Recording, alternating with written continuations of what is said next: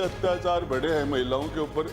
मणिपुर के बजाय हमें अपने गिरेबान में झांकना चाहिए। पर ये शर्मनाक बात है संसदीय मर्दों के प्रदेश वाले मंत्री जी।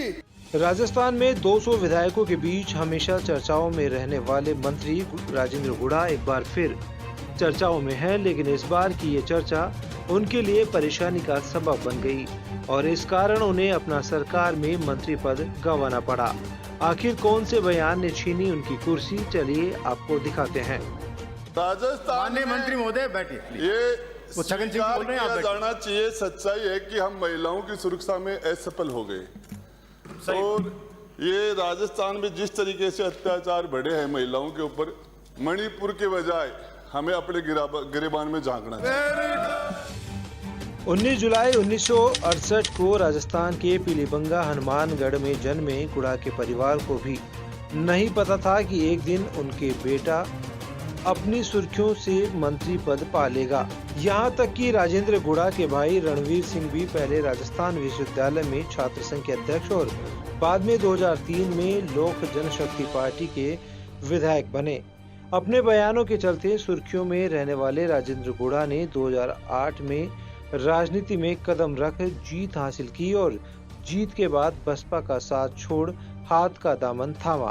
फिर 2018 के हुए चुनावों में बसपा से जीते और हाथ का दामन थाम लिया और सरकार में इन्हें सैनिक कल्याण स्वतंत्र प्रभार, होमगार्ड और नागरिक सुरक्षा स्वतंत्र प्रभार, पंचायती राज और ग्रामीण विकास मंत्री बनाया गया। लेकिन वे शुरू से ही सुर्खियों में रहे।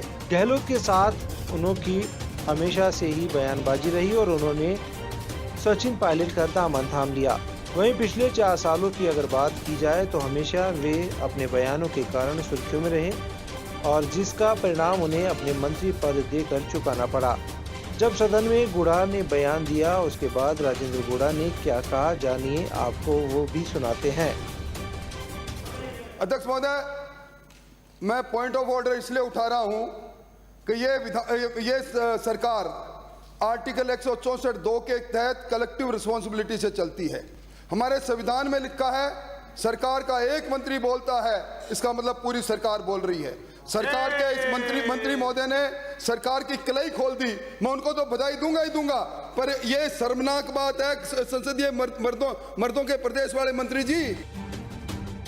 गुड़ा पिछले करीब 1 साल से पार्टी लाइन से बाहर जाकर बयान दे रहे थे। पार्टी में एक्शन लेने के लिए शुक्रवार को सबसे बड़ा आधार तय हो गया था। हाईकमान से ग्रीन सिग्नल मिलते ही गुड़ा को मंत्री पद से बर्खास्त कर दिया। पेपर लीक के खिलाफ सचिन पायलट की अजमेर से जयपुर यात्रा के समापन के दिन 15 मई को राजेंद्र गुड़ा ने सरकार पर खुलकर भ्रष्टाचार के आरोप लगाए थे। सूत्रों के अनुसार गुड़ा अब कांग्रेस छोड़कर नई सियासी पारी शुरू कर सकते हैं, क्योंकि गुड़ा AIMIM पार्टी के चीफ, ओवैसी की पार्टी के अलावा कई नेताओं से संपर्क में है। गुड़ा अब तक BSP के टिकट पर उदयपुर वाटी से चुनाव लड़कर जीते हैं।